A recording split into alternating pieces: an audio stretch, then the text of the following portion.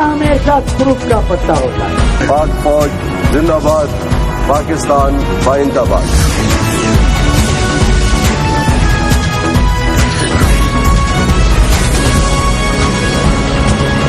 آپ دیکھ رہے ہیں خبروں تبصروں اور تجزیات پر مبنی پاکستان کا سب سے معتبر نیوز شو دنیا، کامران خان کے ساتھ. السلام علیکم، میں ہوں کامران خان. ہمارا آج کا خصوصی شو ہے اور اس خصوصی شو کا مرکز پاناما لیکس ہیں. پاناما لیکس آج پاکستان کی سیاست کا اور ہمارے ملک کا ایک بہت اہم موضوع ہے. اس کی اہمیت اس لیے بھی زیادہ ہے کہ اس میں وزیر اعظم جناب نواز شریف کے اہل خانہ کے حوالے سے کچھ دستاویزات سامنے آئی ہیں، ان کی آف شور کمپنیز کے حوالے سے. اس کی وجہ سے پاکستان میں ایک سیاسی طوفان اٹھ کھڑا ہوا ہے اور ایک بار پھر سیاسی تحریک کی اور دھرنے کی بات کر رہے ہیں جناب عمران خان اور تحریک انصاف. تحریک انصاف اور جناب عمران خان یہ سمجھتے ہیں کہ یہ وہ موقع ہے جس کے ذریعے جناب نواز شریف کو مجبور کیا جا سکتا ہے کہ وہ اپنے عہدے سے استعفیٰ دیں. اس پوری صورتحال میں ایک موڑ اس وقت بھی آیا جب اب سے 2 روز قبل وزیر اعظم جناب نواز شریف اپنے علاج کے لیے اور اپنے طبی معائنوں کے لیے لندن تشریف لے گئے ہیں.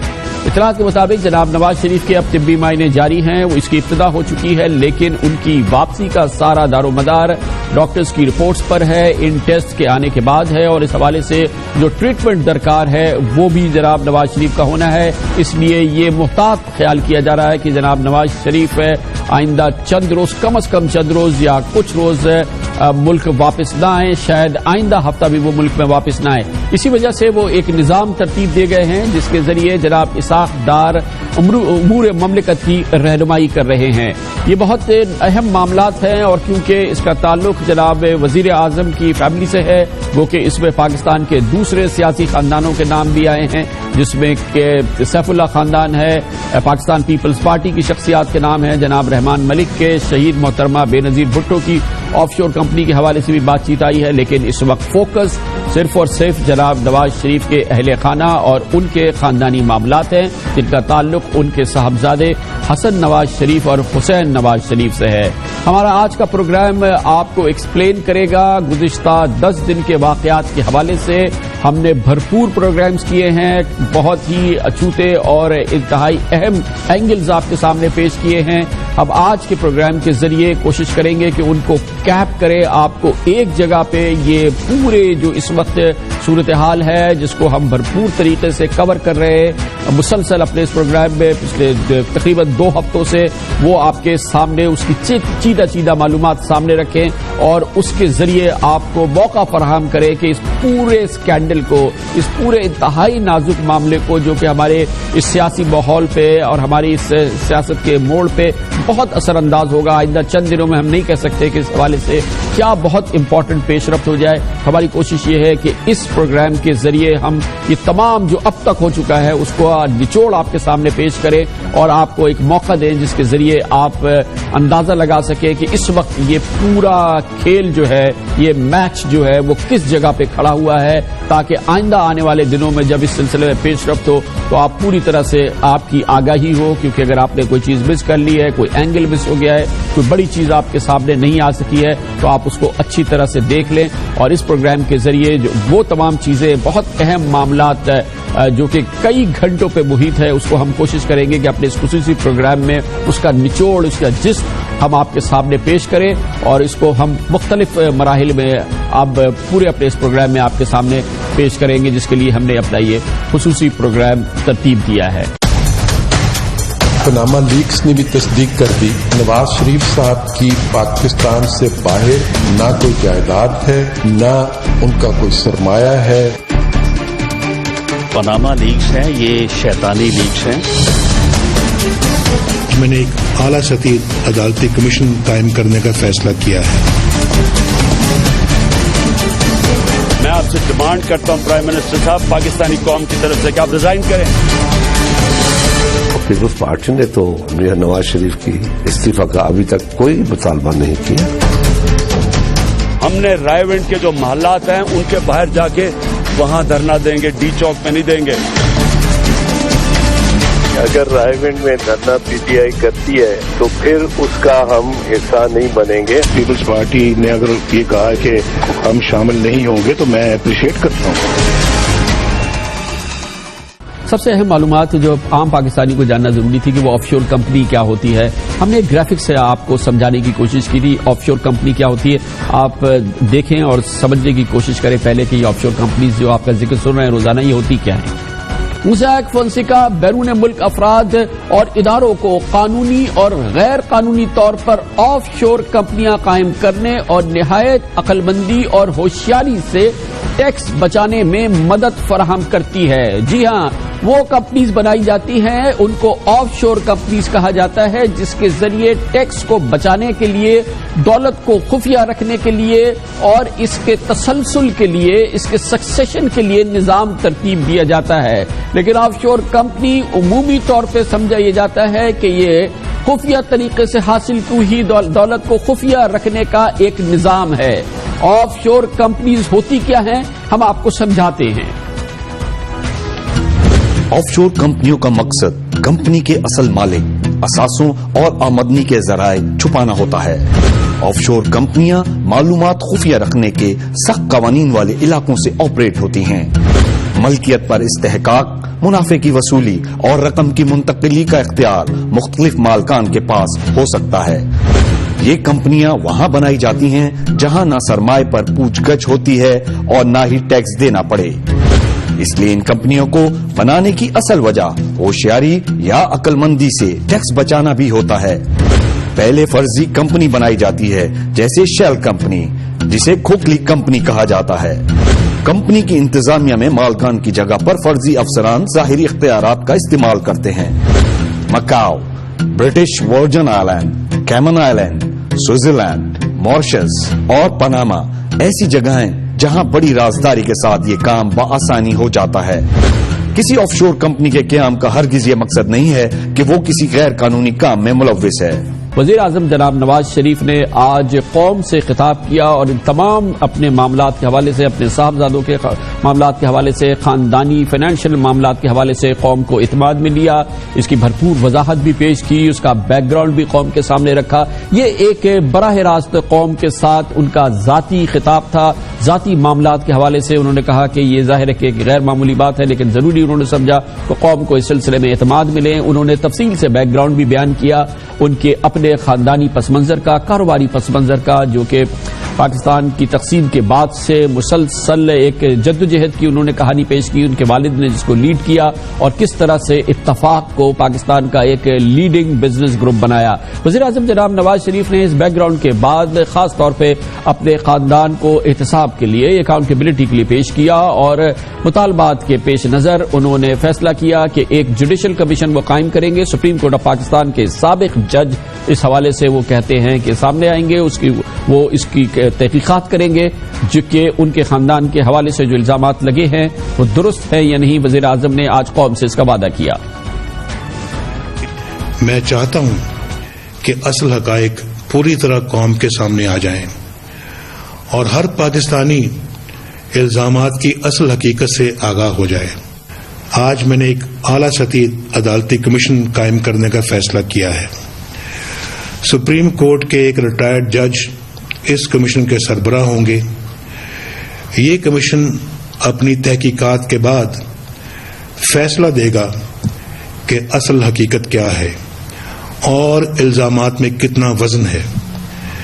میں گھسے پٹے الزامات دہرانے اور روز تماشا لگانے والوں سے کہتا ہوں کہ وہ اس کمیشن کے سامنے جائیں اور اپنے الزامات ثابت کریں. یہ ہمارا خصوصی پروگرام ہے جس کے ذریعے ہم کوشش کر رہے ہیں کہ پچھلے 15 دن کے دوران پاناما لیک کے حوالے سے جو ہم نے گھنٹوں کی نشریات کی ہیں، خصوصی پروگرام کیے ہیں، اس کی ایک جھلک، ایک انتہائی جو کلیدی جو موضوعات ہیں، جو کلیدی جو معلومات ہے وہ ہم آپ کو دوبارہ شیئر کریں تاکہ آپ بھرپور طریقے سے اندازہ لگا سکیں کہ یہ پورا معاملہ کیا ہے، یہ اسکینڈل کہاں کھڑا ہے.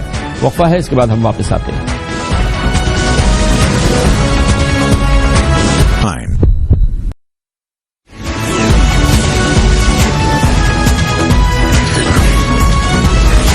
بہت پہلے ہم نے آپ کو بتا دیا تھا کہ ایک جوڈیشل کمیشن جو وزیر اعظم جناب نواز شریف نے جس کا اعلان کیا تھا کہ وہ سخت مشکلات میں پھنس گیا ہے، اس کی فارمیشن تقریباً ناممکن ہو رہی ہے، بہت ہی مشکل عمل ہے، ججز اس میں شامل ہونے سے انکاری ہے. یہ بہت پہلے ہم نے آپ کو بتا دیا تھا، جناب چودھری نثار علی خان نے یہ بات تو آپ کے سامنے بدھ کو رکھی، لیکن اس پروگرام کے ذریعے ہم نے آپ کو بتا دیا تھا. اور یہ اہم موضوع اس حوالے سے کہ اس کا تحقیقات کرنے کے لیے کمیشن بننا ہے، اور ہم نے آپ کو بتا دیا کہ یہ کمیشن نہیں بن سکتا، اس کی بہت شدید مشکلات ہیں. ہمیں جیلوں میں ڈالا گیا، ملک سے باہر بھیجا گیا. عجیب منطق ہے کہ ہمارے بچے ملک کے اندر رزق کمائیں تو بھی تنقید،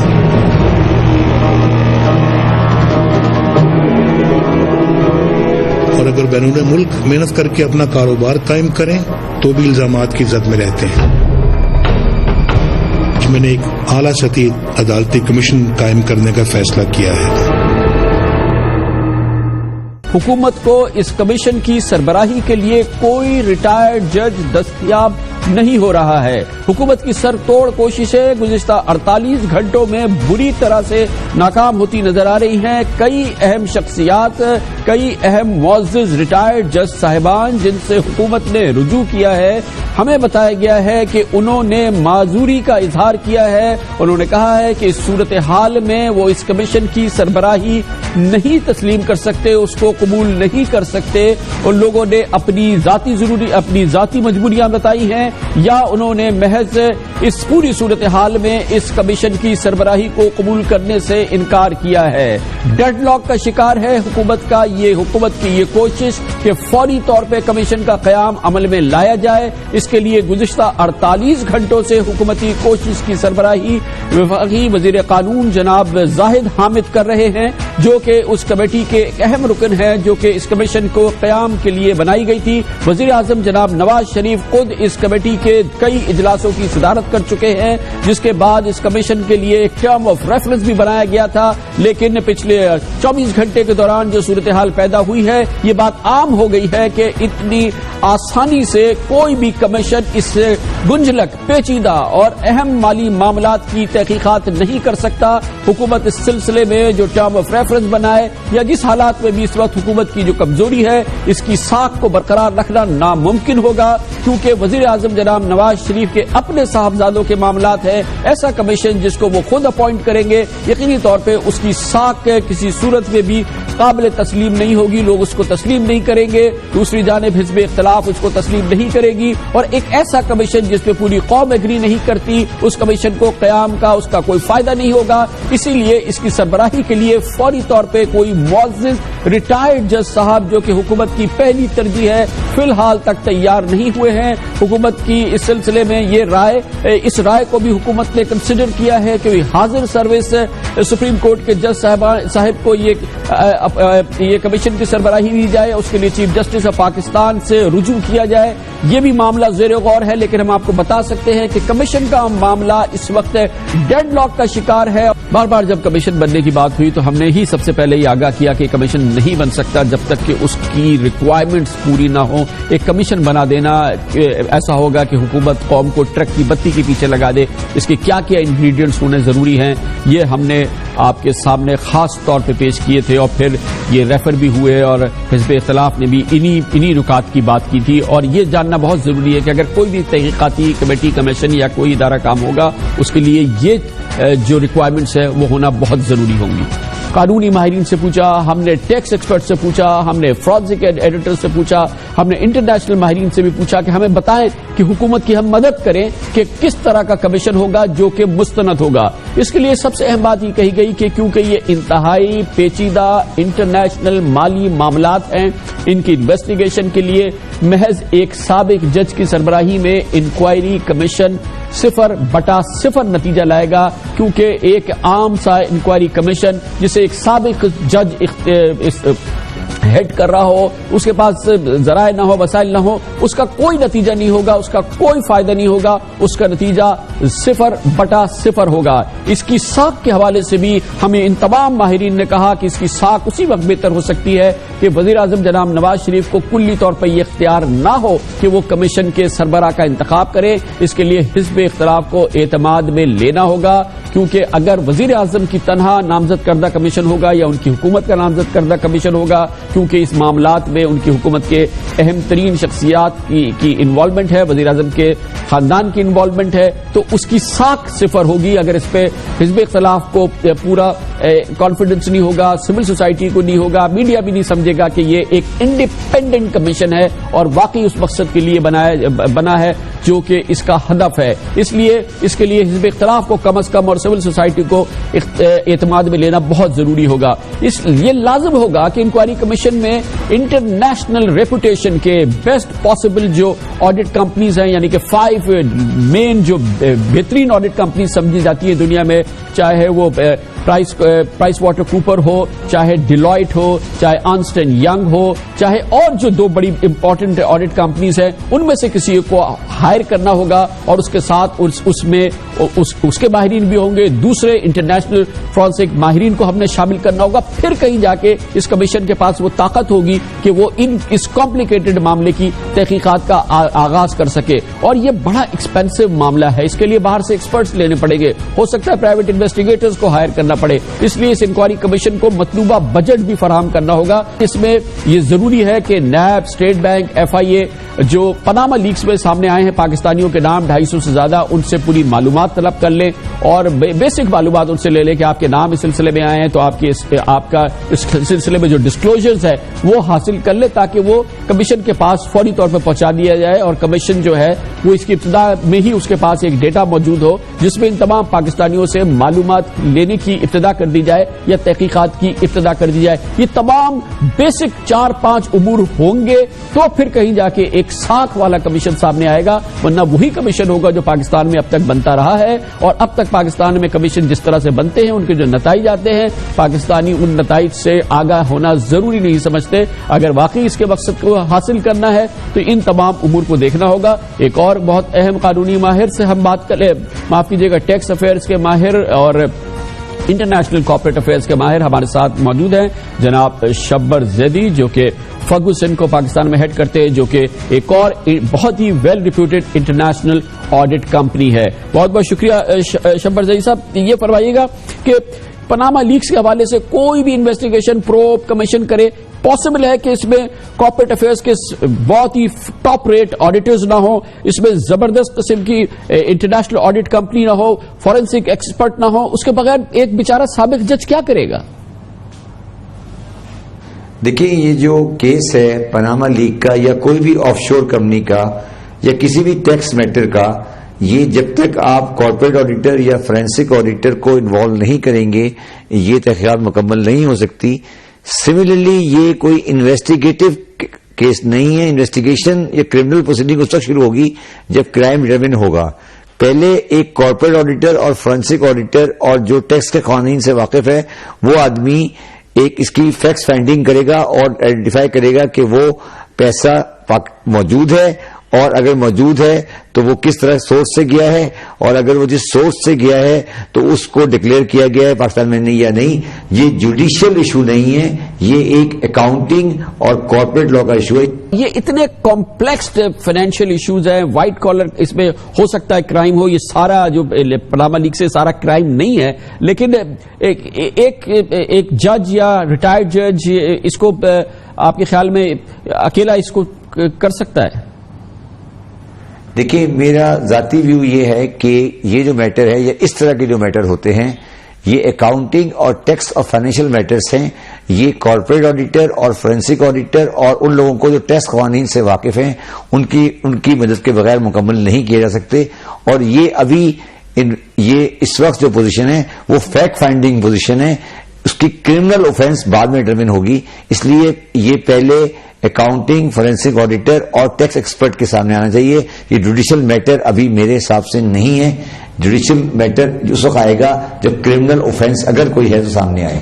وقفہ ہے، اس دوران آپ نیوز ہیڈ لائن بھی دیکھیں گے، جس کے بعد ہمارا ایک خصوصی پروگرام پاناما لیکس شو جو ہے یہ آپ کے ساتھ ہم دوبارہ جوائن کریں گے اور اس کی کلیدی جو ڈیولپمنٹس ہے آپ سے شیئر کرتے رہیں گے.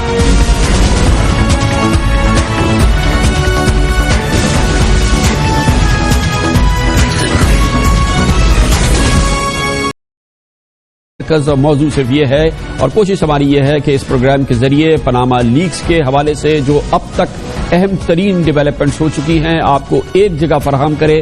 ہم گزشتہ 15 دن سے گھنٹوں کے پروگرام اس سلسلے میں کر چکے ہیں، لیکن اس پروگرام کے ذریعے کوشش یہ ہے کہ آپ کو معلومات فراہم کرے تاکہ آپ اس ایک پروگرام کے ذریعے اپنے فیصلے کرنے کی صلاحیت کو بہتر کر سکے. آپ اس پورے اسکینڈل کو خود سمجھ سکے تاکہ آپ آزادانہ اس کے جو آگے چل کے اثرات ہوں گے، ہمارے خیال میں بہت ہی امپورٹنٹ اثرات آگے چل کے ہونے والے ہیں. یہ پاکستان کی حالیہ سیاست کی ایک بہت بڑی پیش رفت ہے. اس کو آپ کو بہت اچھی طرح سے سمجھنا بہت ضروری ہے. جو ہم نے گھنٹوں کے پروگرام کیے اس میں ایک اور بہت اہم پروگرام جو ہمارا رہا اس پورے حوالے سے وہ انٹرویو تھا جو ہم نے کیا وزیر اعظم کے صاحبزادے حسین نواز شریف کے ساتھ. حسین نواز شریف وزیر اعظم کے وہ صاحبزادے ہیں جو سعودی عرب میں کاروبار کرتے ہیں اور ہمارا یہ انٹرویو پاکستان کے تمام میڈیا میں اس کے حصے مختلف حوالوں سے مسلسل چلتے رہے ہیں.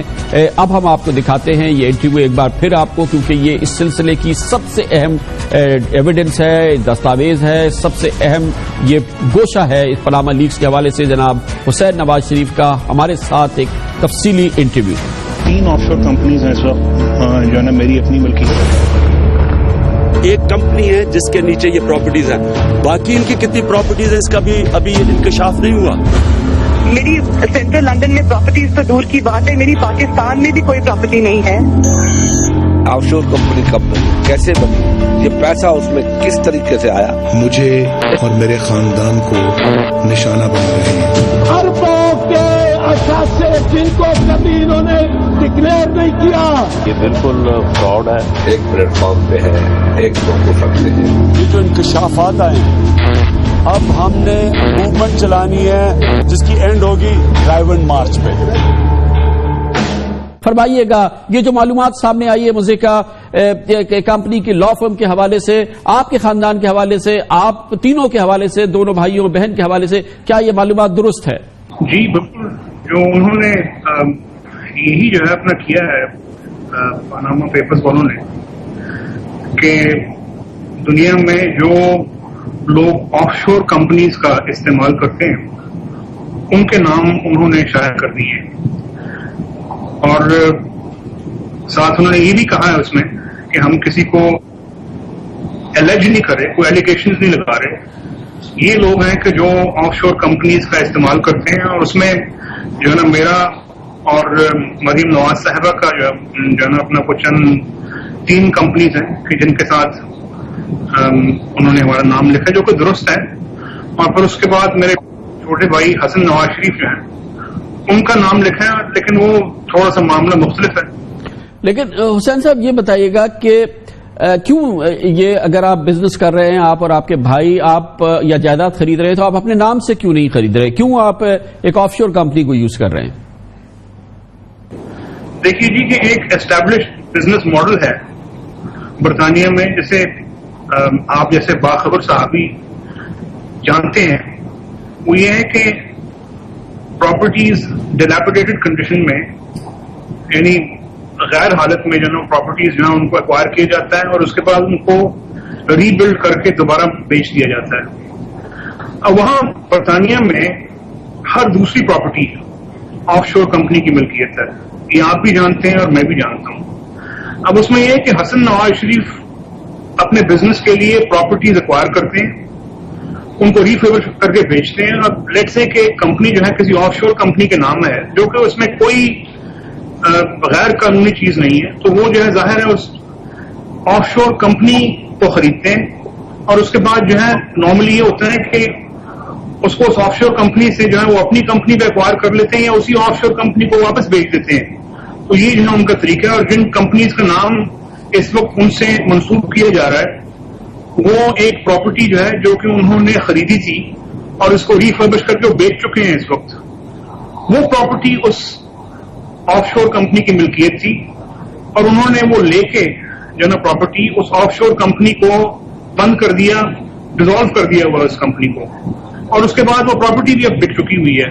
تو لہذا وہ تو صرف جیسے کہتے ہیں کہ ایک ون ٹائم ٹریڈ تھی, اس وجہ سے یہ معاملہ مختلف ہے. یہ بتائیے گا کہ ایک آف شور کمپنی بن جاتی تو مگر یہ Nescoll limited, Nielsen holdings, Coomber groups incorporated, اس کے علاوہ ایک اور یہ آف شور کمپنی ہے, یہ 4-5 آف شور کمپنیز کی ایک کمپنی سے بھی کام نہیں چل رہا. 4 آف شور کمپنیز کی کیوں ضرورت پڑ رہی ہے؟ کیوں یہ 4 کمپنیز جو ہے وہ آپ لوگوں کے حوالے سے سامنے آ رہے ہیں نام؟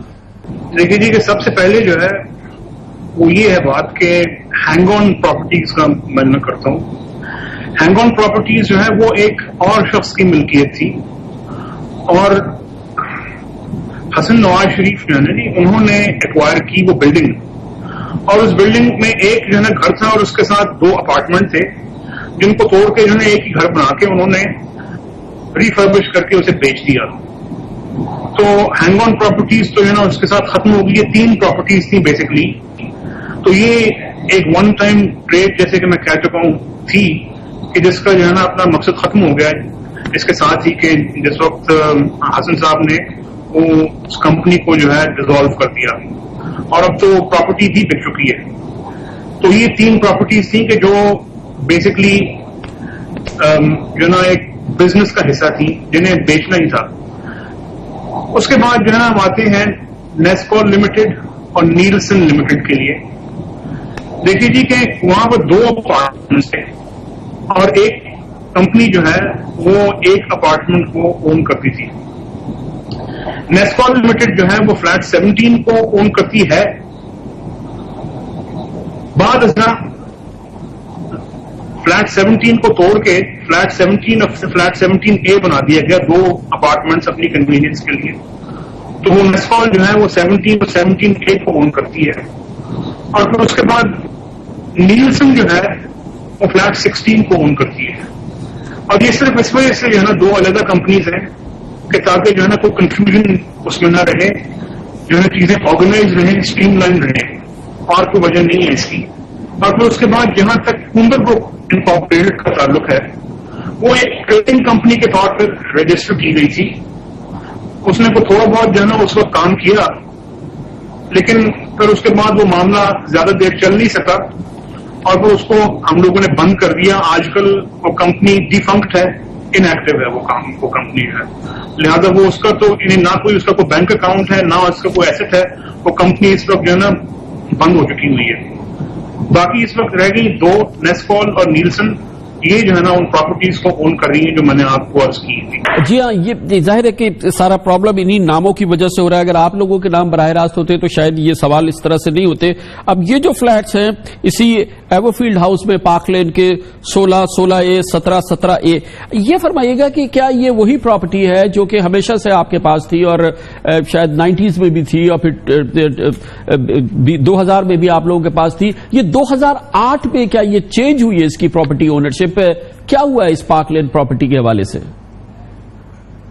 جی نہیں, عرض یہ جی کہ 2006 جو نا 2008 نہیں 2006 جو ہے وہ سال ہے. پہلی بات تو یہ کہ آپ کو غلط فہمی ہے, 16A نامی کوئی فلیٹ نہیں ہے وہاں پہ, صرف ایک ہی فلیٹ ہے, اس کا نام ہے یہ 16A فلیٹ. ہم نہیں کہہ رہے یہ ڈاکومنٹ, جانے کس نے جو ہے یہ افواہ پھیلائی ہے کہ جو ہے نا یہاں پہ 2 فلیٹس ہیں. میں ضرور اس میں عرض کروں گا کہ پاناما پیپرز والوں کو کوئی غلط فہمی ہوئی ہے. وہاں پہ کوئی فلیٹ 16A جو ہے موجود نہیں ہے فزیکلی. ٹھیک ہے جی, اور یہ چیز جو ہے نا وہاں بلڈنگ سے ویریفائی کی جا سکتی ہے. فلیٹ 17 اور 17A جو نا ہے اور ان کو 2006 میں جو ہے نا ایکوائر کیا گیا اور 2006 میں ایکوائر کیا گیا.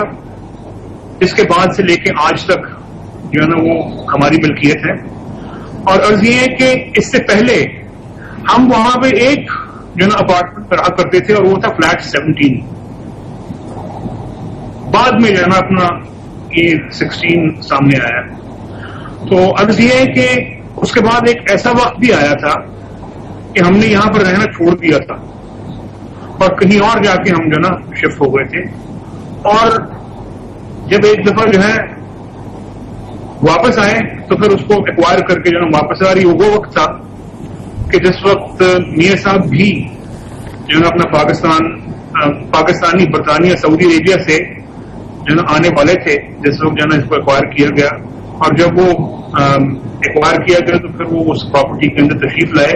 باقی خاندان بھی جو نا اس پراپرٹی میں آیا اور وہاں رہتے رہے جب تک کہ پاکستان واپس نہیں چلے گئے. اور اس کے لیے پرچیز کے لیے سرمایہ کہاں سے آیا؟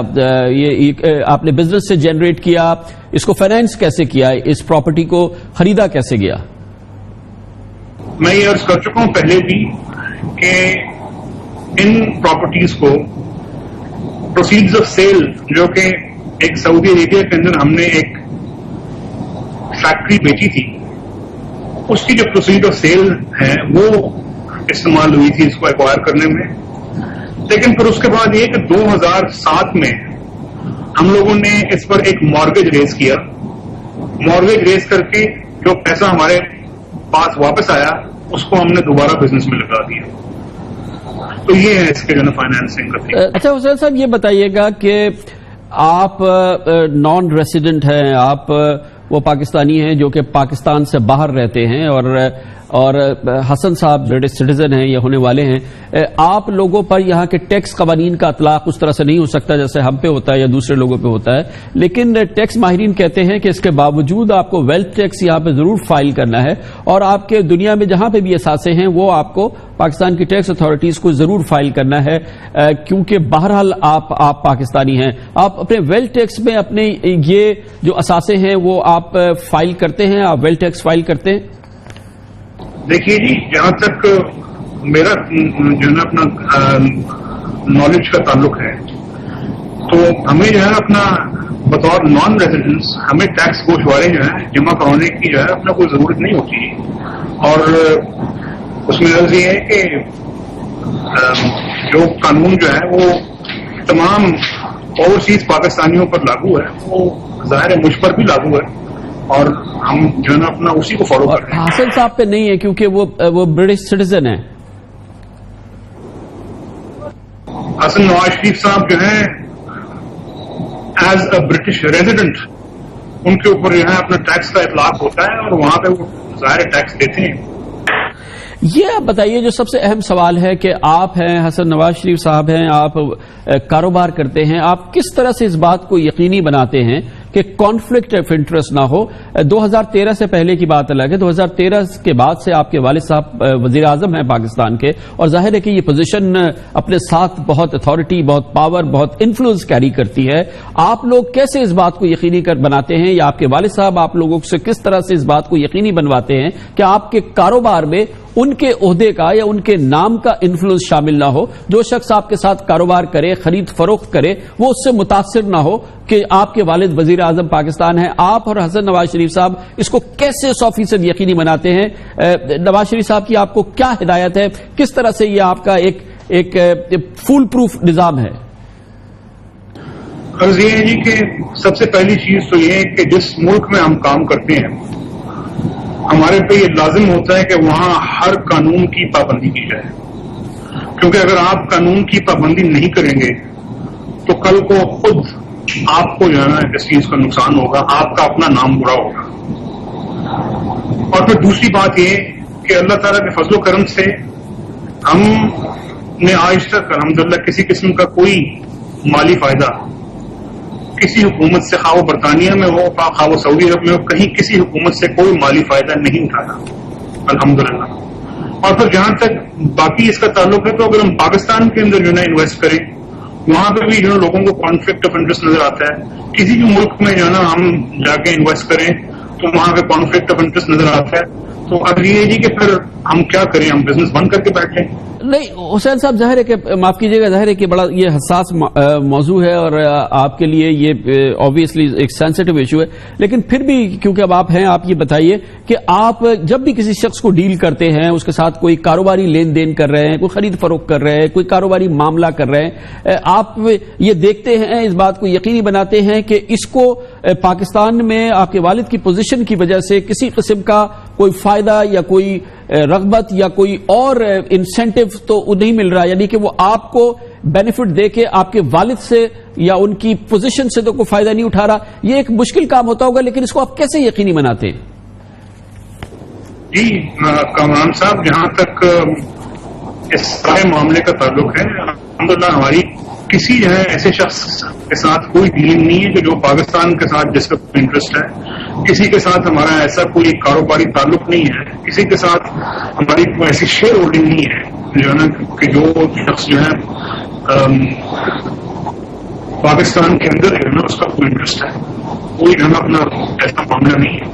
لیکن آپ یہ ایک علیحدہ معاملہ ہے کہ آپ کی کسی ایسے شخص کے ساتھ پارٹنرشپ نہیں ہے، شیئر ہولڈنگ نہیں ہے، لیکن کیا آپ یہ بات بھی یقین سے کہہ رہے ہیں کہ آپ کسی قسم کی ڈیل، کسی قسم کی خرید فروخت، کسی قسم کا کوئی کاروباری معاملہ آپ یا حسن نواز شریف صاحب اپنے کسی بھی معاملے کے حوالے سے ایسے شخص کے ساتھ نہیں کرتے جس کے پاکستان میں مفاد ہیں، جس کے پاکستان میں انٹرسٹ ہیں، کیونکہ وہ آپ کو ادھر سے فائدہ دے کے پھر آپ کی والد کی پوزیشن کا بڑا بھرپور فائدہ اٹھا سکتا ہے. ایک بار پھر میں آپ سے یقینی طور پہ جاننا چاہوں گا کہ کیا ایسی ہی کوئی سچویشن ہے، آپ کسی ایسے شخص کے ساتھ خرید فروخت، لین دین، کاروباری معاملہ نہیں کرتے جس کے پاکستان میں انٹرسٹ ہو، جو آپ کی والد کی پوزیشن سے فائدہ اٹھا سکے؟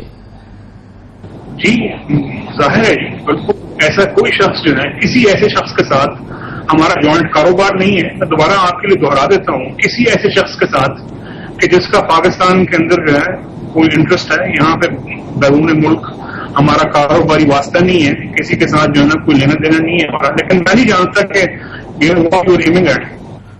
کاروباری لین دین نہیں ہے، کوئی کاروباری واسطہ نہیں ہے. جو شخص پاکستان میں کام کرتا ہے اس کا پاکستان میں انٹرسٹ ہے، اس کے ساتھ آپ کسی قسم کی لین دین نہیں کرتے. یہ بہت امپورٹنٹ بات ہے. یہ ظاہر ہے کہ بڑا امپورٹنٹ ڈیکلیریشن ہے. اچھا یہ فرما دیجیے گا کہ آپ اور حسن صاحب جو ہیں وہ تو نان ریزیڈنٹ پاکستانی ہیں، آپ پہ پاکستانی قوانین کا اطلاق نہیں ہوتا، مگر محترمہ مریم نواز شریف جو آپ کی ہمشیرہ ہیں وہ بہرحال پاکستانی ہیں، وہ یہیں رہتی ہیں، وہ بھی ایک کمپنی کی اونر بھی ہیں اور آپ کے ساتھ جوائنٹ وہ شریک بھی ہیں ایک آف شور کمپنی میں، 2 کمپنیز میں ہیں. یہ کس طرح سے معاملہ ہے؟ وہ کس طرح سے اس معاملے میں شریک ہیں یا سرمایہ کار ہیں یا وہ اونر ہیں؟ عرض یہ ہے جی کہ جس کمپنی میں ان کا نام ہے جو ہے میرے ساتھ اس کو جو ہے نا اپنا پارشلی اون کر رہی ہے، وہ کمپنی اس وقت ڈیفنکٹ ہو چکی ہے، وہ ان ایکٹیو ہو چکی ہے وہ کمپنی. تو لہذا اب اس کا نہ تو کوئی ایسٹ ہے اس کمپنی کا اور نہ ہی کہیں پہ اس کا کوئی بینک اکاؤنٹ ہی ہے. وہ کمپنی ختم ہو چکی ہے. عمر گروپ انکارپوریٹڈ اس کمپنی کا نام تھا. مزید عرض یہ ہے کہ جہاں تک نیسکال اور نیلسن کا تھا، تو نیسکال اور نیلسن میں ظاہر ہے میں بینیفیشل اونر ہوں، لیکن اس کے shares on a trust Maryam Nawaz Sharif صاحبہ ہولڈ کر رہی ہیں. اس میں ان کا کوئی بینیفیشل انٹرسٹ نہیں ہے مریم نواز شریف صاحبہ کا، اور اس کا مقصد یہ ہے کہ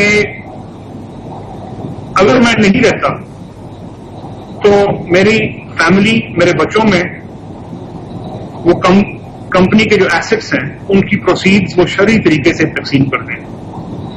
کیونکہ میری ہمشیرہ ہیں وہ، میں اس وجہ سے ان کو ٹرسٹ کرتا ہوں اور اس وجہ سے وہ ٹرسٹ پہ جو ہے نا اپنا اس کمپنی کے شیئر ہولڈ کر رہی ہے. ٹھیک ہے حسین صاحب، یہ بتائیے گا کہ آئی کین انڈرسٹینڈ کہ یہ آپ کے لیے کوئی آسان لمحات نہیں ہیں، آپ کی پوری فیملی کے لیے، آپ کے لیے، آپ کے بھائی کے لیے اور ہمشیرہ کے لیے اور آپ سب لوگوں کے لیے. یہ بتائیے گا کہ حالانکہ 200 پاکستانیوں کے اس میں نام ہے، دنیا والوں کے نام ہے، لیکن اگر انٹرنیشنل سٹوری بھی ہے تو اس میں سب سے زیادہ فوکس آپ تینوں کو ہی کیا جا رہا ہے. پاکستان میں بھی فوکس آپ پہ کیا جا رہا ہے اور اس کی بنیادی وجہ یہ ہے کہ آپ وزیر اعظم صاحب کے صاحبزادے ہیں، اور اسی طرح سے دنیا میں جہاں جہاں یہ نام آئے ہیں، ہیں جو کہ لیڈرز ہیں, تو وہاں پہ انہی لوگوں پہ فوکس زیادہ ہے, اور پھر ان کے قریبی رشتہ دار, دوست, بھائی, ان کا ذکر پھر اسی لحاظ سے زیادہ میڈیا فوکس ہوتا ہے, اور آپ اس کو انڈرسٹینڈ کر رہے ہیں. اس پورے معاملے کو دیکھتے ہوئے, اس پورے ماحول کو دیکھتے ہوئے, جو آپ پر یہ ابھی جو جس صورتحال سے آپ گزر رہے, سبق کیا سیکھا ہے آپ نے؟ آپ کیا سمجھتے ہیں کہ کیا آپ نے کچھ پورے اس ایپیسوڈ سے کچھ لیسنز لرن کیے ہیں؟ دیکھیے سر, اس میں جو ہے نا جو سب سے اہم بات ہے وہ یہ ہے کہ آخرکار جو ہے نکلا کیا. اس وقت میں ایسے بھی میں جو ہے نا ہیڈز آف اسٹیٹ کے جو نام دیکھ رہا ہوں کہ ان کے جو ہے نامنیز جو ہے وہ اربوں ڈالر ہولڈ کر رہے ہیں, اور یہ چیزیں بھی سامنے آ گئی ہیں اس وقت, جس کا مطلب یہ ہے کہ میڈیا کی پہنچ جو ہے وہ بہت ڈیپ ہے, ان کی رسائی بہت ڈیپ ہے میڈیا کی. اور اگر جو ہے شریف خاندان جو ہے ان کا اگر کچھ سامنے آیا ہے تو کیا سامنے آیا ہے؟ وہ اپارٹمنٹس کہ جو ہم نے کبھی ڈینائی نہیں کیے تھے کہ جو نا اپنا ہمارے, وہ آف شور کمپنیز کے جن کا میں آج سے کئی ماہ پہلے برملا اعتراف کر چکا ہوں کہ ہم اس کو اون کرتے ہیں. تو سر عرض یہ ہے کہ الحمدللہ یہ بات کھل کے سامنے آ گئی ہے اس وقت. نمبر ایک کہ میاں نواز شریف, میاں شہباز شریف جو ہے ان کے نام پہ کوئی چیز نہیں ہے. اگر ان کے نام پہ کوئی چیز ہوتی ہے, ان کے کسی نامنی کے نام پہ کوئی چیز ہوتی, تو جس طرح دوسرے ہیڈ آف اسٹیٹ کی سامنے آ چکی ہے ان کی بھی سامنے آ گئی ہوتی. اور دوسری بات یہ کہ جو اتنی لیدے تھی کہ شریف فیملی جو ہے نا اس کے پاس رہنے کیا ہے, وہ جو ہے نا اپنا یہاں پہ کئی ایسے لوگ تھے جو کہتے تھے کہ $2 ارب کی جو ہے نا جائیداد ہے ان کی باہر, ان کے جو ہے نا داموں کی کلی کھل گئی ہے اس سے.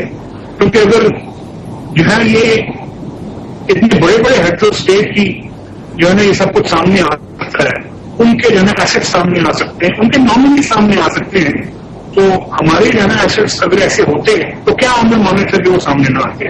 اور جہاں تک جو ہے نا یہ اپنا لیسن لرن کرنے کا تعلق ہے, تو الحمدللہ ایک پازیٹو لیسن ہی لرن کیا ہے, اور وہ یہ ہے کہ policy is the best policy. جو چیز الحمدللہ ہماری سامنے ہے وہی ہے. اور عرض یہ ہے کہ یہی جو ہے نا اپنا صورت حوال ہے. انسان جو ہے ساری زندگی سیکھتا رہتا ہے اپنے معاملات کے ساتھ. میں جو ہے نا اپنے تمام ناقدین کو جو ہے کرٹکس جو ہیں, جو کہ شریف فیملی کے کرٹکس ہیں, یہ نواز شریف کرٹکس ہیں, انہیں میں کہوں گا کہ اگر جو ہے نا کوئی ایسا ایسٹ ہے کہ جو سمجھتے ہیں کہ شریف فیملی یا جو ہے نا اپنا Mian Nawaz Sharif prime minister of Pakistan جو ہے نا اون کرتے ہیں, وہ سامنے لے کے آئیں. اس انٹرویو کے حوالے سے جو انکشافات, جو کنفرمیشن جناب حسین نواز شریف نے کی ہے, وہ ہمیشہ آپ کو یاد رکھنا ضروری ہے, کیونکہ اس کو ریفر کیا جائے گا بار بار آگے آنے والے معاملات کے حوالے سے. اسی لیے ہم نے یہ خصوصی پروگرام ترتیب دیا ہے تاکہ آپ کی معلومات کو ہم فریش کر سکیں اور آپ کو انیبل کر سکیں, آپ کو ہم اکوپ کر سکیں کہ آپ اس پورے اسکینڈل کے حوالے سے جو سب سے اہم چیزیں ہیں, معاملات ہیں, وہ آپ کے پاس موجود ہو, تاکہ آئندہ آنے والے دنوں میں آپ خود اس پورے معاملے کو بذات خود جان سکیں.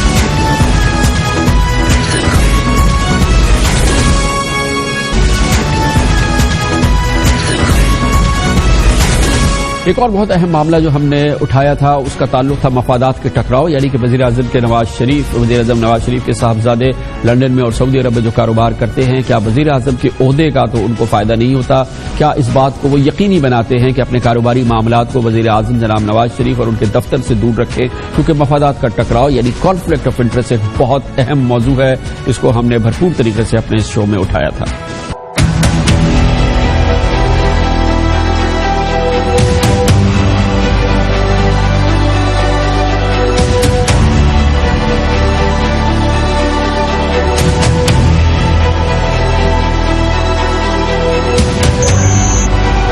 مجھے اور میرے خاندان کو نشانہ بنا رہے ہیں.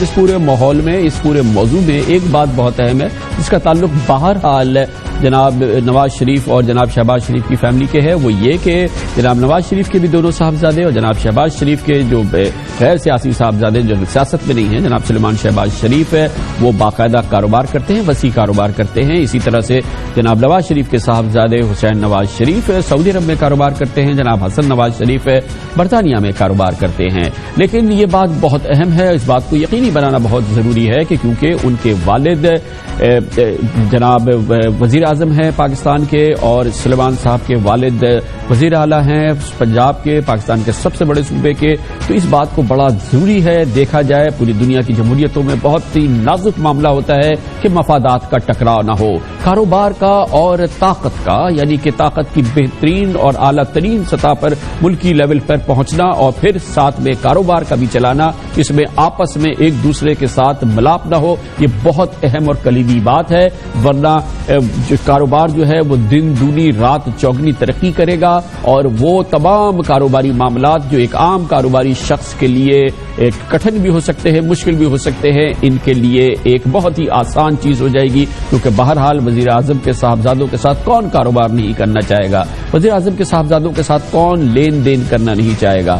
ظاہر ہے خاص طور پہ وہ شخصیات جن کے پاکستان میں مفادات ہوں، جن کے پاکستان میں بزنس ہوں، یا جو پاکستان میں بین الاقوامی طور پہ بھی لوگ بین الاقوامی کمپنیز بھی چاہیں گی کہ پاکستان میں آ کے کاروبار کریں اور اس حوالے سے ان کو اگر انسینٹو ملتا ہے، ان کو کوئی فائدہ ہوتا ہے، ان کو کوئی خصوصی مرات مل جاتی ہیں، تو یقینی طور پہ وہ چاہیں گی، یہ ممکن ہے، عین ممکن ہے کہ اس کے لیے وہ راستہ تلاش کریں جو کہ ان کے صاحبزادوں کے ذریعے چلتا ہو. یہی پنجاب کے حوالے سے بھی بات ہو سکتی ہے. یہ ہم نہیں کہہ رہے کہ ایسا ہوتا ہے، ایسا ہوا ہے، لیکن مفادات کا ٹکراؤ یعنی کہ کانفلکٹ آف انٹرسٹ ایک بہت اہم اور کلیدی معاملہ ہے. ظاہر ہے کہ سیاسی خاندان سے تعلق ہونے کی وجہ سے بڑے مسئلے ہوتے ہیں اور جناب حسین نواز شریف، حسن نواز شریف اور سلیمان شہباز شریف ضرور جانتے ہوں گے کہ یہ بڑا مسئلہ ہے. یہ صرف یہ کہنے کی بات نہیں ہے. آج کل بینکوں کے ساتھ آپ جاتے ہیں تو وہ پولیٹیکلی ایکسپوزڈ پرسن جن کو پیپ کہتے ہیں، پی ای پی کہتے ہیں، بینک چاہے پاکستانی ہو بلکہ بین الاقوامی بینک ہوگا تو وہ آپ کو ہاتھ بھی نہیں لگائے گا، آپ کے ساتھ کوئی کاروبار نہیں کہے گا، کہ وہ کہے گا کہ آپ پولیٹیکلی ایکسپوزڈ پرسن ہیں اور اس لیے آپ کے ساتھ ہم کاروبار نہیں کرنا چاہتے. یہ ایک سیٹ بیک بھی ہو سکتا ہے، لیکن کانفلکٹ آف انٹرسٹ ایک بہت کلیدی معاملہ ہوتا ہے اور حکومتیں جاتی رہتی ہیں، اہم وزراء جاتے رہتے ہیں. ایک معمول کا عمل ہے دنیا کی جمہوریتوں میں. جیسے یہ بات پتہ چلتی ہے کہ کہیں کانفلکٹ ہوا انٹرسٹ کا، وہاں پہ وزیر استعفیٰ دیتا ہے. اس موضوع پر مزید بات کو آگے بڑھاتے ہیں اور اس کے لیے ہمارے ساتھ موجود ہیں پاکستان کے ممتاز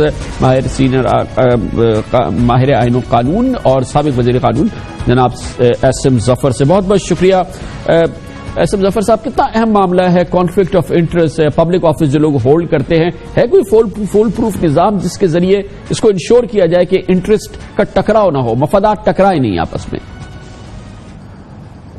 میں تو کانفلکٹ آف انٹرسٹ کے اصول کو اور بھی آگے لے کر جانا چاہتا ہوں.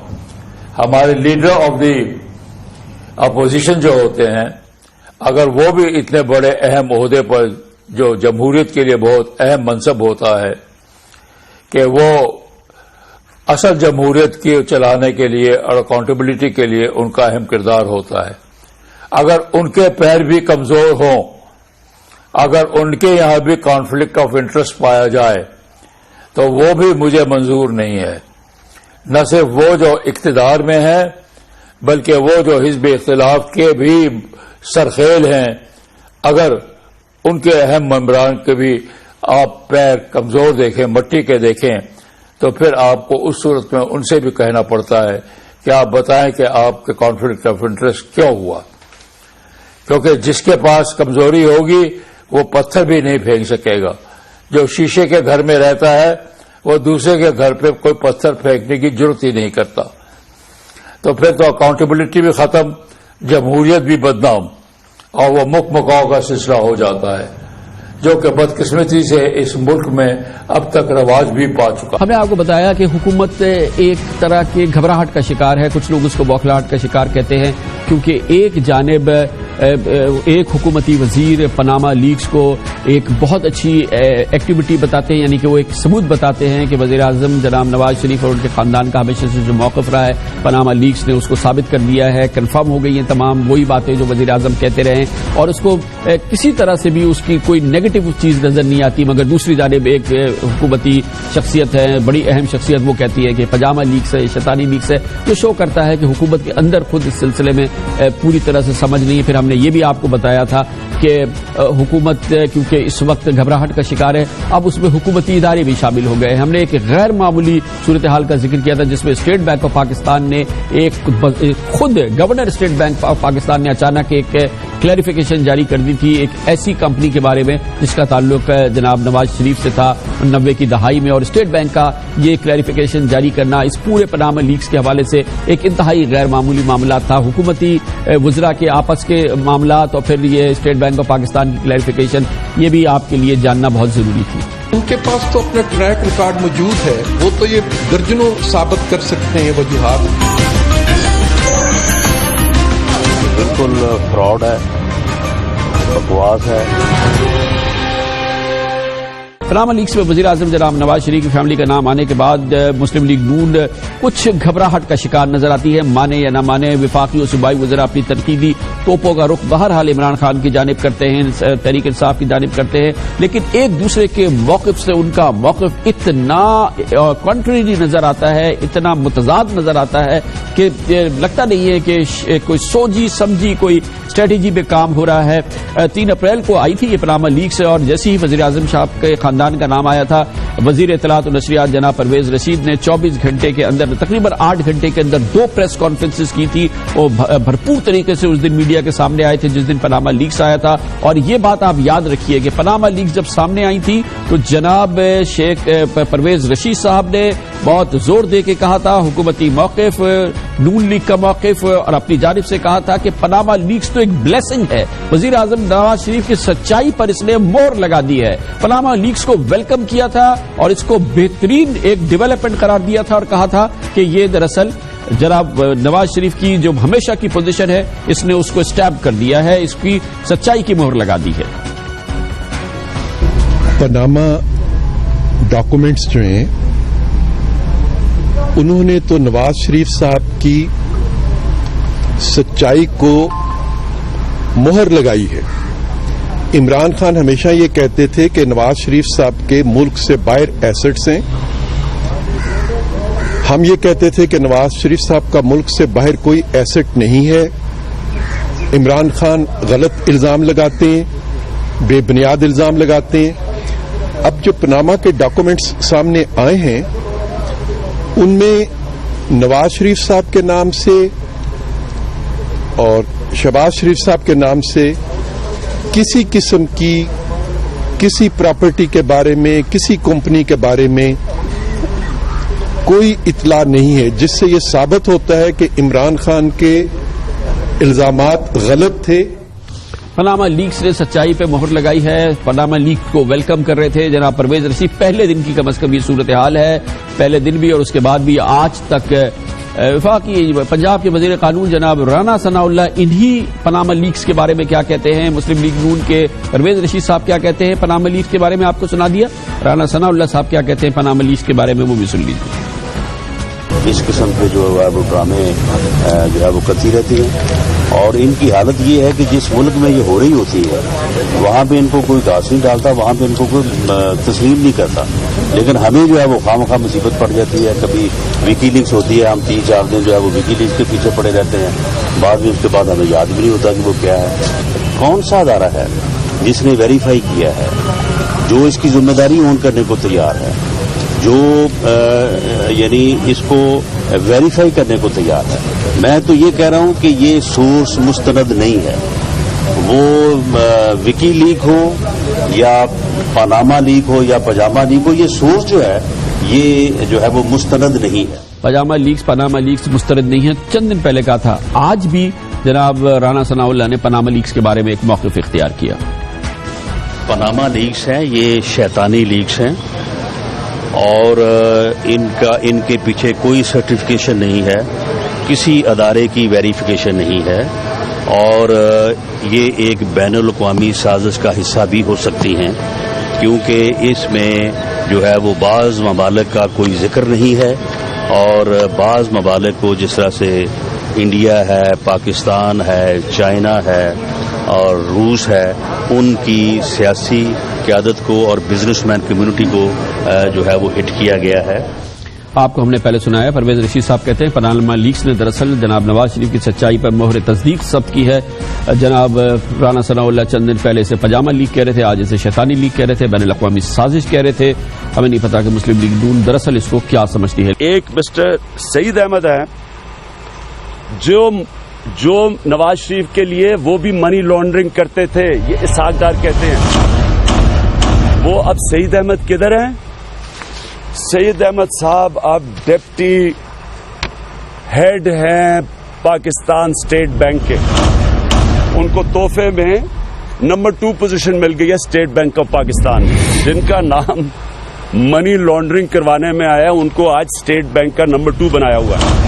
और इसहाक डार जिन्होंने एडमिट किया मनी लॉन्ड्रिंग, वो पाकिस्तान के फाइनेंस मिनिस्टर हैं।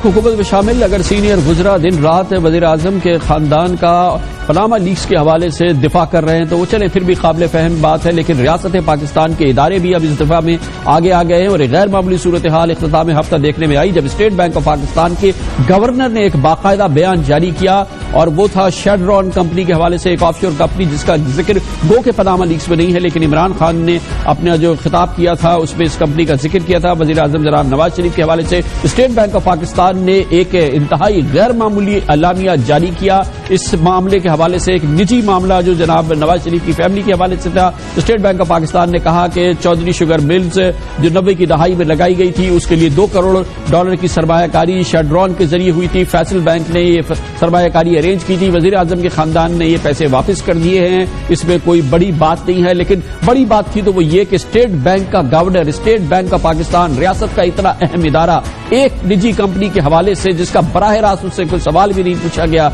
ना उसका कोई मामला था, उसने गैर मामूली प्रेस रिलीज जारी किया जिससे लगता यह है कि इदारे भी इस वक्त जो है वो न सिर्फ ताबे तो हैं लेकिन जिस अंदाज से वो अपनी पोजीशन को इस्तेमाल कर रहे हैं यकीनी तौर पे वो नाकाबिले फहम है। खुसूसी प्रोग्राम हमारा पनामा लीक्स के बारे में क्या क्या आपका जानना जरूरी है, अब तक क्या कुछ हो चुका है, सब कुछ एक जगह हम आपके सामने पेश करें। छोटे से वक्त के बाद वापस आते हैं।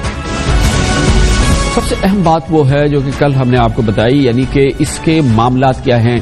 2005 के बाद के मामलात जनाब हुसैन नवाज शरीफ के जरिए हमारे सामने आ गए हैं, लेकिन सवालात जो हैं वो सबसे ज्यादा 2005 से ज्यादा 2000 से 2005 के हवाले से हैं, 90 की दहाई के हवाले से हैं जब लंदन में प्रॉपर्टीज खरीदी गई। उन्हीं तमाम मामलात का ताल्लुक जनाब नवाज शरीफ से है क्योंकि उस वक्त हुसैन नवाज शरीफ, हसन नवाज शरीफ छोटे थे, वो किसी सूरत से भी कारोबार नहीं कर सकते थे और वो मामलात हैं जिसके सवालात अभी तक मौजूद हैं, जिनके जवाब नहीं मिले हैं। तमाम शुकूक और शुबहात उन मामलात के हवाले से है और उसमें इल्जामात क्या हैं, ये एक बहुत अहम मामला था जो हमने आपके सामने रखा और इसको आपको हर सूरत में जहन में रखना है।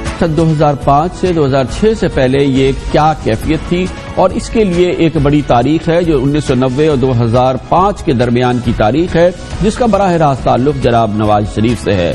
1990 की दहाई में जनाब नवाज शरीफ 2 बार पाकिस्तान के वजीर आजम बने।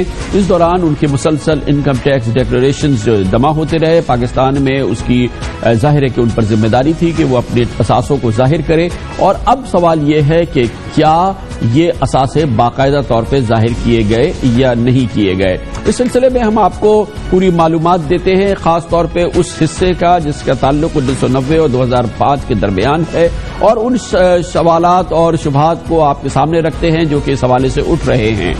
शरीफ फैमिली पे और जनाब नवाज शरीफ पे इल्जाम है कि उन्होंने 1997 के इलेक्शन में कामयाबी से पहले लंदन में अपनी जायदादों की सरमायाकारी को छुपाए रखा। ये पहला इल्जाम है और ये देखना है कि क्या ये इल्जाम दुरुस्त है या नहीं। वज़ीर आज़म जनाब नवाज शरीफ पर यह भी इल्जाम है कि उन्होंने पाक लैंड में अपने अपार्टमेंट्स को बरतानवी वर्जिन आइलैंड में यानी BVI में ऑफशोर कंपनियों के नाम पे रजिस्टर करके अपनी मालियत को या अपनी जो रोल था उसको खुफिया रखा। ये बात है। ये भी कहा गया है कि ये फ्लैट्स बरतानवी सॉलिसिटर्स की एक फर्म के जेर इंतजाम थे जबकि ऑफशोर कंपनीज ने 2 स्विस बैंकर्स को नामजद कर रखा था, यानी कि खुफिया अंदाज से इन तमाम असासों को छुपाने का एक पूरा मैकेनिज्म था और इसके पीछे जनाब मुबैना तौर पर जनाब नवाज शरीफ थे। फिर एक मामला आया जो कि बहुत अहम मामला है, यानी कि 1990 के आखिर में ये मामला सामने आया जब हुदैबिया पेपर मिल्स लिमिटेड जो कि जिसमें कि जनाब नवाज शरीफ के खानदान के लोग لوگ تھے، جس میں جناب میاں محمد شہباز شریف، ان کے والد محترم میاں محمد شریف صاحب اور ان کے دوسرے بھائی جناب میاں عباس شریف نے برطانوی قوانین کے تحت التوفیق انویسٹمنٹ فنڈ سے جنہوں نے قرضہ لیا ہوا تھا، یہ قرضہ واپس نہ ملنے پر التوفیق نے کیس میں نامزد حدیبیہ پیپر ملز اور شریف خاندان کے تمام افراد کو فریق بنایا اور کیس لندن کی عدالت میں دائر کر دیا۔ برطانوی عدالت کے جج مسٹر جسٹس بکلے نے فروری 1999 کو قرض واپس کرنے کا ایک صفحے کا مختصر حکم جاری کر دیا، اور جس کے بعد شریف خاندان پر یہ لازم ہو گیا کہ وہ اپنا قرضہ فوری طور پہ واپس کرے التوفیق بینک کو۔ یہ بات آگے بڑھی اور مارچ 1999 کو اپنے ایک تفصیلی فیصلے میں عدالت نے حدیبیہ پیپر ملز اور شریف فیملی کو قرضہ واپس چکانے کا فوری طور پہ حکم دیا، لیکن جب ادائیگی نہیں کی گئی تو 5 نومبر 1999 کو شریف خاندان کی جائیداد خرد کر کے انہیں اپنی تحویل میں لینے کا حکم دیا، اور یہ جائیداد تھی لندن میں موجود یہی فلیٹ یعنی پارک لین میں 117 اور پارک لین 117 128 پر موجود ایون فیلڈ ہاؤس کی بلڈنگ میں 4 فلیٹ 4 جائیدادوں پر مشتمل فلیٹس تھے، جن کے جو 16A 17 اور 17A تھے۔ بالآخر تقریباً 9 مہینے کے بعد شریف خاندان نے قرض خواہوں کو یعنی التوفیق بینک کو فوری طور پہ تمام قرض ادا کر دیا، معاملات طے کر لیے، اور عدالت نے 25 جنوری 2000 کو فریقین کے مابین مصالحتی دستاویزات پر دستخط کرائے، جس کے بعد یہ تمام چاروں فلیٹس ایک بار پھر شریف خاندان کے پاس واپس آ گئے۔ سینیٹر اسحاق ڈار نے 25 اپریل 2000 کو جبکہ وہ تحویل میں تھے، فوجی حکومت کی تحویل میں تھے، مبینہ طور پر ان سے بیان منسوب کیا گیا کہ انہوں نے مجسٹریٹ کے سامنے ایک تحریری بیان داخل کیا، اور اس میں انہوں نے خاص طور پہ کہا کہ شریف برادران نے 90 کی دہائی کے اواخر میں مبینہ طور پر حدیبیہ پیپر ملز کو منی لانڈرنگ کے لیے استعمال کیا۔ یہ تحریری بیان جس کو جناب اسحاق ڈار نے مسترد بھی کر دیا تھا، اس میں یہ بھی کہا گیا کہ bank of America, Citibank, Atlas investment bank, البرکہ بینک، التوفیق انویسٹمنٹ بینک سے لین دین شریف خاندان کی فیملی کی ہدایت پر کیا گیا تھا۔ یہ بہت اہم معاملہ ہے کیونکہ جناب اسحاق ڈار کہتے ہیں کہ ان سے یہ بیان زور زبردستی کی بنیاد پر لیا گیا تھا، لیکن اس حوالے سے منی لانڈرنگ کے الزامات مسلسل مغربی میڈیا میں آتے رہے ہیں، اور خاص طور پہ حدیبیہ پیپر مل کے حوالے سے یہ الزام زیادہ لگتا رہا ہے۔ یہی معاملہ ہے جو نیب میں بھی زیر تحقیق تفتیش رہا ہے، اور یہی وہ معاملہ ہے جس کی وجہ سے مغربی میڈیا میں شریف خاندان کے حوالے سے مبینہ طور پہ اور جناب اسحاق ڈار پہ مبینہ طور پہ منی لانڈرنگ کا الزام لگا، مگر اس کو لیڈ ہمیشہ کیا ہے، یہ تمام تحقیقات کا کریڈٹ لیا ہے سابق وزیر داخلہ جناب رحمان ملک نے، اور انہوں نے اس حوالے سے مسلسل الزامات بھی لگائے، اور 90 کی دہائی میں بھی اور سن 2013 میں بھی جبکہ وہ حکومت میں تھے اور وزیر داخلہ تھے، انہوں نے اس سلسلے میں بھرپور پریس کانفرنس بھی کی اور یہ الزامات لگائے۔ جناب رحمان ملک کے الزامات اور جناب اسحاق ڈار نے اس کو بھرپور طریقے سے مسترد کیا۔ یہ دونوں ہم آپ کو دکھاتے ہیں۔ Money laundering cases by Mian Nawaz Sharif, اس میں جو کریکٹر میں مینشن کروں گا ان میں سب سے بڑے جو ان کے اپنے اسحاق ڈار صاحب ہیں، اور دوسرے کریکٹرز ہوں گے قاضی مسعود کی فیملی۔ قاضی مسعود فیملی لندن میں رہتی تھی، 1972 میں اسحاق ڈار صاحب وہاں تھے، تو ان کو بھی تھوڑا سیاست میں آنے کا شوق تھا۔ اسحاق ڈار ان کو لے کے آئے پاکستان میں، میاں نواز شریف کو ملایا انہوں نے، بعد میں میاں نواز شریف سے زیادہ اس سے اسحاق ڈار سے زیادہ میاں نواز شریف صاحب کے ساتھ ان کی دوستی ہوگی۔ اس میں وہ یہ کہتے ہیں کہ میاں نواز شریف نے قاضی مسعود، نزد مسعود اور طلعت مسعود اور کاشف مسعود قاضی کے پاسپورٹ کاپیاں جو ہیں ان کو دی، انہوں نے کہا کہ یہ ان کے لیے آپ پاکستان میں بینک اکاؤنٹ کھول دیں اور ان میں ڈالر جمع کرا دیں۔ یہ تو تینوں انہوں نے جو ڈرامے آپ کو پرسوں دکھائے ہیں یہ پرانے ڈرامے ہیں، 14 سال پرانے، ایک 20 سال پرانا ہے، اور ایک کو تو کویش ایک دفعہ نہیں 2 دفعہ ہائی کورٹ نے کویش کیا ہے۔ میں دیر از اینڈ ٹو اٹ۔ بہرحال یہی میں کہہ سکتا ہوں اللہ تعالیٰ ان کو نیکی کی ہدایت دیں، وہ اگر ایک کاغذ چھپا دیں، میں اس کی یہ پلندہ ہے رحمان ملک کا میں اس کو سب کو لے کے جا سکتا ہوں، لیکن ہم وی ڈونٹ ریزورٹ ٹو سو لو کہ جی ہم ذاتیات کے اوپر بات کریں. ان کو اس ماضی کی لاج رکھنی چاہیے، انہوں نے بے نظیر صاحب کے سامنے مجھ سے مانگی. یہ معاملات ابھی تصفیہ طلب ہے، لیکن لندن کے اثاثے، برطانیہ میں اثاثے، شریف خاندان کے اثاثے اس سلسلے میں شاید دو رائے نہیں ہے، لیکن اس کی ملکیت کے حوالے سے اب بھی سوالات موجود ہیں، اور یہی وہ معاملہ ہے جس کی تفتیش کرنے کی کوشش کر رہے ہیں جناب عمران خان اور جناب جہانگیر ترین، جو کہ لندن میں پہنچے ہوئے ہیں. خفیہ یہ ٹھکانے کس کے تھے، کس انداز سے یہ چھپائے گئے تھے، مگر اس سلسلے میں بہت زیادہ چیزیں موجود ہیں. مغربی اخبارات اس کی گواہی دیتے رہے.